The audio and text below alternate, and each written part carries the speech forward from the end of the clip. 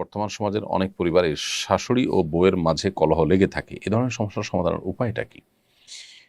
বেশিরভাগ পরিবারগুলোতেই দাম্পত্য কলহ মূলত বউ শাশুড়িকে ঘিরেই শুরু হয় এবং এটির ফলশ্রুতিতে কত ছেলে যে এ পর্যন্ত আত্মাহুতি দিতে হয়েছে বা তারা আত্মহত্যার পথ বেছে নিয়েছেন অনাকাঙ্ক্ষিতভাবে, অপ্রত্যাশিতভাবে, সেটা আসলে বলার অপেক্ষা রাখে না। তো বউ শাশুড়ির মাঝে যে কলহ, এই কলহ দূরের উপায়টা কি? এটা দূরের উপায় হলো প্রত্যেকটা মানুষের দায়িত্ব আছে, তার কর্তব্য আছে এবং তার অধিকারের সীমারেখা আছে। এটার জানাশোনা বাড়াতে হবে, এটার আলাপচারিতা বাড়াতে হবে, সচেতনতা সৃষ্টি করতে হবে। আমাদের দেশে যারা মারা সন্তানকে অনেক বেশি ভালোবাসেন, সবার চেয়ে বেশি ভালোবাসেন সন্দেহাতীতভাবে। কিন্তু এই ভালোবাসার কারণে সন্তানকে অনেক সময় মা এমন বেশি আগলে রাখেন যেটা আসলে মা হিসাবে তার অধিকারের সীমা ছাড়িয়ে চলে যায়। যেমন বিয়ের পর ছেলে তার স্ত্রীকে নিয়ে সংসার যখন করা শুরু করে, অনেক মা চান যে প্রত্যেকটা বিষয়ে তার সাথে কথা বলা হবে, তিনি সব কিছু শুনবেন, বলবেন। এটা অনেক ক্ষেত্রেই বাড়াবাড়ি। মায়েদের এটা বোঝা উচিত। সন্তান যখন বড় হয় তখন তার নিজস্ব মতামত সৃষ্টি হয়। যখন তিনি বিয়ে করেন তখন তার সাথে তার স্ত্রীর মতামতে সে যুক্ত হয়। এখানে মা অবশ্যই তাকে গাইড করবেন, তাকে পরামর্শ দিবেন, মতামত দিবেন। মায়ের অবশ্যই চাওয়া থাকতে পারে, কিন্তু সেটার একটা সীমা রেখা থাকতে হবে। ধরুন, ছেলে উপার্জন করছে। ছেলে উপার্জন করার পর ছেলের উপার্জনকে কে নিয়ন্ত্রণ করবে? স্ত্রী চান তিনি নিয়ন্ত্রণ করবেন, মা চান তিনি নিয়ন্ত্রণ করবেন। আর শরিয়া চায় যিনি উপার্জন করছেন তিনি তার উপার্জনকে নিয়ন্ত্রণ করবেন। সন্দেহাতীতভাবে মায়ের প্রতি রেসপেক্ট থাকবে, মায়ের পরামর্শকে সর্বোচ্চ আমল নেওয়ার চেষ্টা করবেন।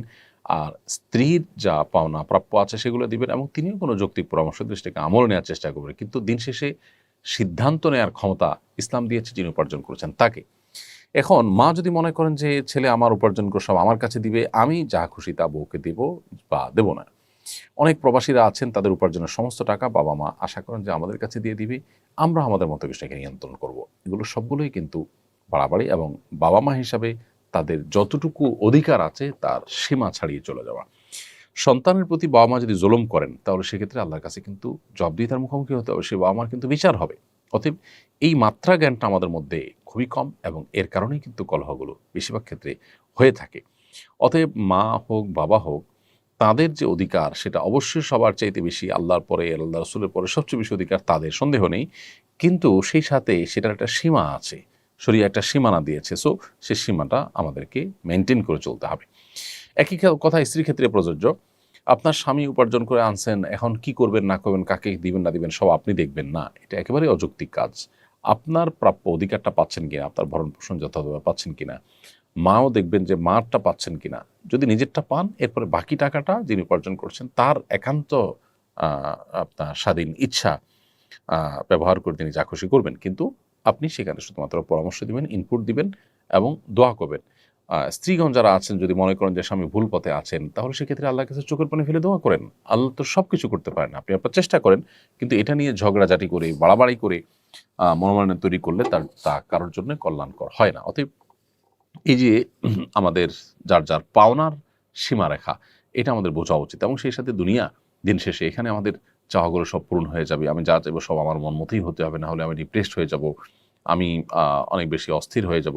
এটা একেবারেই একজন ইমানদারের সাথে যায় না। বিধায় আমাদের সহনশীল হতে হবে, ধৈর্যশীল হতে হবে, তাহলে ইনশাআল্লাহ এই পারিবারিক কলহগুলো কমবে।